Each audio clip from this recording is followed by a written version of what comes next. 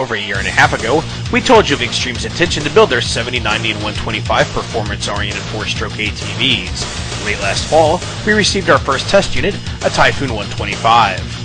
The Typhoon 125 is powered by a 124cc, 2-valve single overhead cam, air-cooled 4-stroke engine. While the motor looks nearly identical to the one that Xtreme uses in their pit bikes, a different cylinder bolt pattern means that top-end parts are not interchangeable. Transmission duties on the Typhoon are handled by a close ratio 4-speed, auto-clutch equipped, manual shift transmission. Due to its greater power output, and the fact that it would haul heavier riders, Xtreme equipped the Typhoon 125 with their Cooper Team transmission. The Cooper Team transmission features gears that are constructed of chromoly for greater strength and durability. Instead of using a highly restrictive airbox like most youth ATV manufacturers, Xtreme mounts their air filter directly on the backside of the carburetor.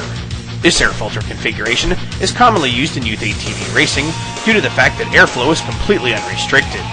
However, riders have to be careful in wet conditions not to drown out the motor. The Typhoon 125 features a keyed ignition with neutral indicator light. It also has electric starting as well as a Kickstarter backup, meaning that the electric starter and battery can be removed to save weight. Originally developed as a conversion kit for their pit bike customers, before Xtreme decided to take the machine into full production as an ATV, the Typhoon shares many of its parts with its pit bike cousins. Oddly enough, the Typhoon ATVs borrow their frames from the pit bike world. Their lower frame tubes run at the back of the engine where they stop. A single spar upper frame tube curves down the back where the subframe and the swing arm attach. Since the frame doesn't fully encompass the engine, and the motor has to work as a stressed member of the chassis, Xtreme offers this optional plate which closes in the frame for greater strength and rigidity. Xtreme offers a full line of performance products for their ATVs, several of which they included with our test unit. Unfortunately, they didn't include the stock parts for comparison. The first thing they offered was this full FMF exhaust system that was originally developed for the pit bike. From what we've been told by the aftermarket, it offers about a 10% gain in horsepower over the stock exhaust. The other part was a Fox Mxr Floater Shock. While we couldn't make a direct comparison with the stock shock, our aftermarket sources told us that the Fox was definitely far superior. The Fox features air spring, compression and rebound adjustability, and shaves several pounds of weight off the machine. Featuring chrome dual A-arms and piggyback reservoir-equipped, preload adjustable front shocks, the front suspension on the Typhoon 125 looks impressive. However, Xtreme freely admits that the reservoirs on their shocks are more for extra oil capacity rather than as a bladder for nitrogen for better cooling. While the lower shock mounts went through the lower A-arms on the prototype of the Typhoon, when the machine went to China for manufacturing, the engineers moved the shock mounts to the bottom, weakening the design and lowering the front of the machine, causing ground clearance issues. Still, the Typhoon delivers a very acceptable 7 inches of front suspension travel. The Typhoon's go-kart style rear axle gives the machine an impressive stable width of 41¼ inches. The machine's axle is housed at the end of the Typhoon's triangular rear swing arm, another part that it borrows from the pit bike world. While this setup serves its purpose, we can only assume that with the extra weight of the ATV, that a more conventional rear swing arm with longer bodied shock would perform even better. For some reason, Xtreme decided to remove the heel guards from our machine before shipping it to us. Something else we can't explain is why they'd ever considered cheesing out and using a plastic foot peg on their Nerf bars. Using the pit bike's frame results in a pretty overly complex steering mechanism on the Typhoon 125. Since the frame still uses the pit bike's head tube, the lower steering stem and upper handlebar clamp have to be joined together in a complex and unconventional manner through the pit bike's head tube where the forks used to attach. Due to this, the steering on the Typhoon's known for developing play, and it's something that Xtreme addressed before they sent us our machine. Make sure if you're looking into buying a Typhoon that it's an update your dealership's willing to make before you take your machine home. A conventional brake setup operates the Typhoon's dual piston hydraulic disc brakes up front and single hydraulic disc in the rear. The Typhoon 125 comes with an outstanding tire and wheel package, with ITP Whole Shot MX tires up front and Carlisle Snowhogs on the rear mounted on aluminum rims.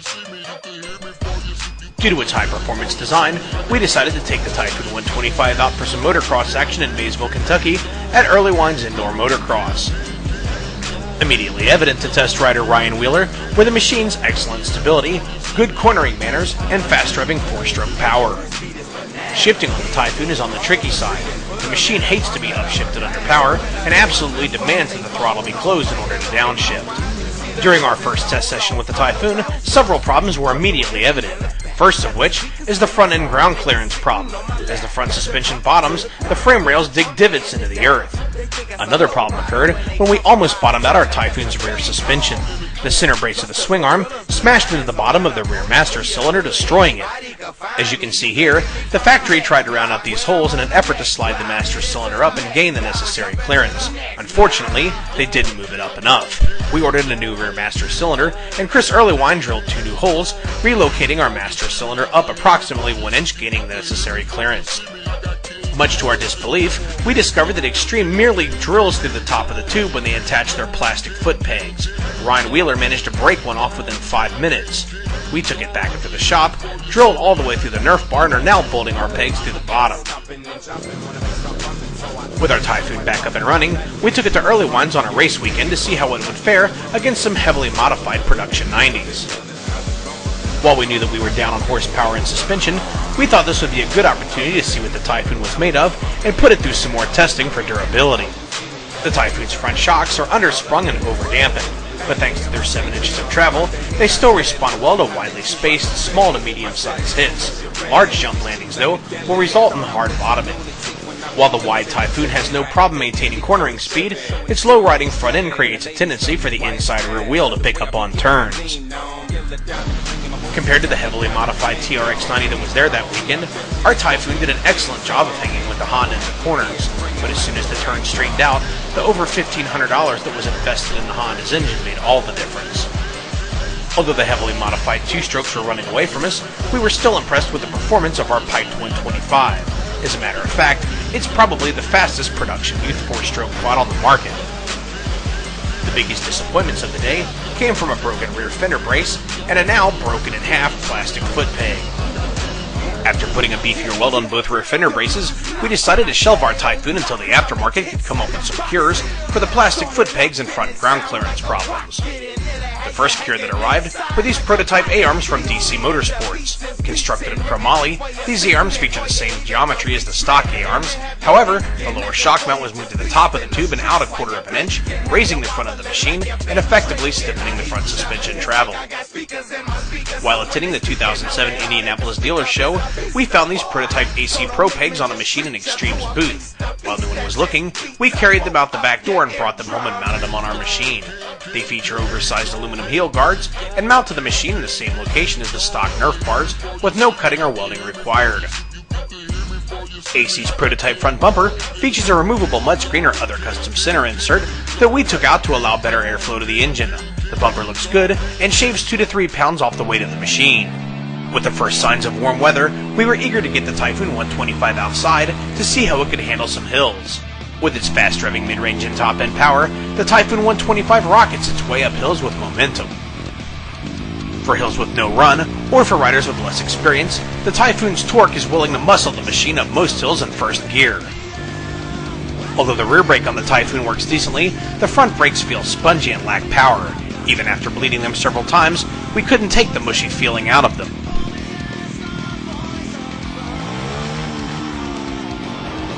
Back inside, the front suspension was working notably better on Earlywine's jump-filled track. With the front end riding higher and more weight over the back of the machine, the inside back tire's tendency to lift in corners was diminished. With the machine's improved balance and the slightly stiffer front suspension, Ryan felt confident in hitting some of the larger jumps that he'd previously stayed away from. Although aggressive or highly experienced riders would still benefit from aftermarket front shocks, Ryan Wheeler felt that riders of all ability levels would benefit from the extra ground clearance and better handling provided by the DC Motorsports A-arms. With the extra safety and control provided by the AC Pro Peg Nerfs, it was easier to push the Typhoon 125 to its limit with confidence. Ryan commented that he wished this had been the machine that he'd raced earlier this season. Ruts and rough areas of the track often transfer back to the handlebars. This requires the rider to stay on his toes when riding aggressively in rough terrain.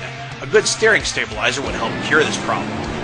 By our last day of testing, it appeared that we'd worked through most of the Typhoon's issues as we experienced no more mechanical failures. While Xtreme may not have hit a bullseye with the Typhoon 125, we think it's safe to say that they at least hit the target. With the exception of the bumper, exhaust system, and rear shock, which are purely for weight savings and performance, we highly recommend performing all of the other mods listed in this article for better reliability and safety.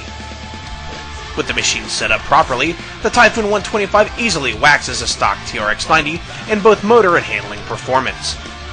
While it's still unlikely that the Typhoon 125 would be as reliable as the more refined Honda 90, still, for the rider looking for maximum performance for the dollar, the Typhoon 125 may be the machine for you.